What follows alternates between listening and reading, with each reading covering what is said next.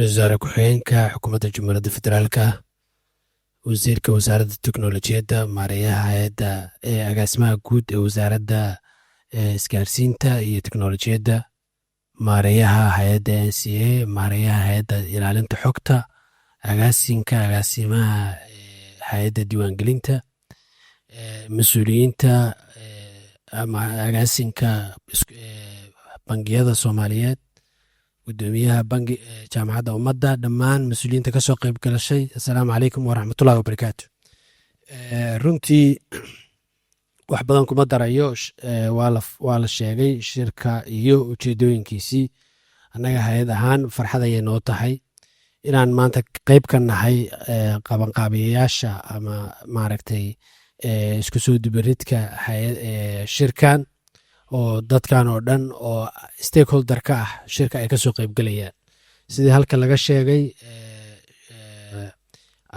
kaabayaasha digitalka ah waxay dowladda Soomaaliyeed gelisay dadaal xoog leh oo kasoo bilaabanayay samaynta shuruucdii lagu hagayey.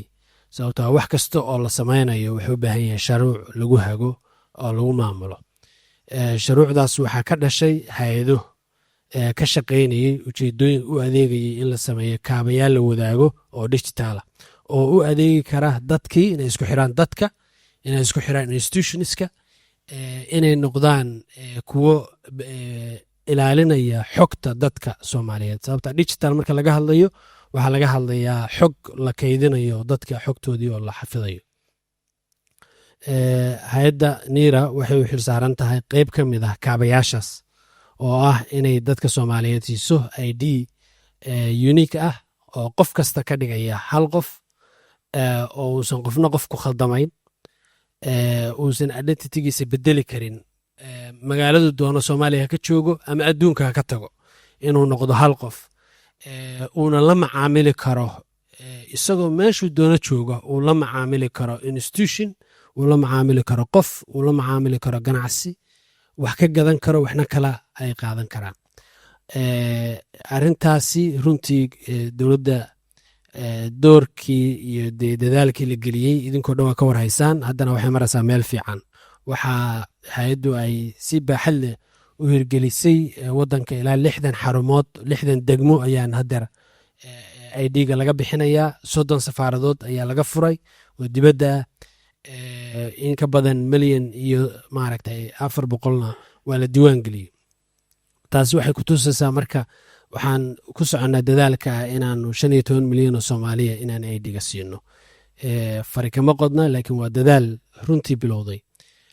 Arrintaasi marka waxay u saamaxaysaa qof kasta oo aqoonsigaas haysta in platformska kaabayaasha la wada wadaago digitalka inuu la falgeli karo.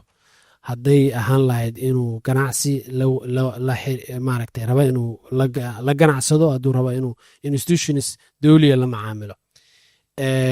Runtii kaabayaashu waxay leeyihiin maaragtay mar kasta oo la samaynayo keliya maaha dowladda waxa drive garayn kara. waxay u baahan tahay private sectorka iyo bulshada iyo akademiyada laftigooda inay doorkooda ka qaataan. shirkana wuxuu gogoligu yahay in laga wada hadlo, laga doodo, laga wada hadlo fursadaha, laga wada hadlo caqabadaha, saasoo kale dadku ay ku baraarugaan. oo marka digitalka laga hadlayo waxaa jira adduunkao dhan hadda lagu baraarugsan yahay data privacy iyo xogta see loo ilaalinaya iyo xogta see loo xafidaya. waxaa ilaahay mahadiisa inaynu leenahay ilaalinta sharciga ilaalinta xogta iyo hay'adda ilaalinaysay oo maareeyaheedu halkan joogo. Marka waxyaalahaasoo dhan waxay u ahaayeen gogoldhig si aynu adduunkan casriga ah laga gudbay in maaragtay dadku ay hadda xarumo tagaan oo ay wax kala qaataan si digital wax loo wada macaamilayo inaynu u gudubno. taasi waxay meesha ka saaraysaa, yaraynaysaa waqti fara badan oo ku bixi jiray adeeg bixinta. waxay meesha ka saaraysaa dhaqaale fara badan oo ku bixi jiray inuu qofku adeegga uu rabo inuu u safro, inuu oo safar u galo ayay meesha ka saaraysaa. waxay yaraynaysaa waiting timekii qofku intuu sugayo adeeggaas in loogu adeego. waxayna fududaynaysaa oo maaragtay sahlaysaa nidaamka adeeg bixinta ama qofkaasi adeegaas hauga doonto dowlad ha ka doonto ama cidaan dowlad ahayn ha ka doonto. waxay kaloo dhisaysaa trustigii kalsoonida macaamilka aslongaas qofkan uu yahay qof uniika ousa isbebedelayn micnaha waa trustiga iyo kalsoonida kor bay u qaadaysaa. waxay kaloo dhisaysaa transparencyga oo la xisaabtanka iyo daahfurnaanta oo arin factor muhiim ah oo maaragtay inta badan doodo badan laga sameeyo marka laga hadlayo adeeg bixinta qeyb weyn ayuu ka qaadan doonaa. marka waxaan rajaynayaa in doodahaas dad badan oo aqoon leh ayaa meesha fadhiya in maaragtay kolley laga wada hadli doono laga wada doodi doono.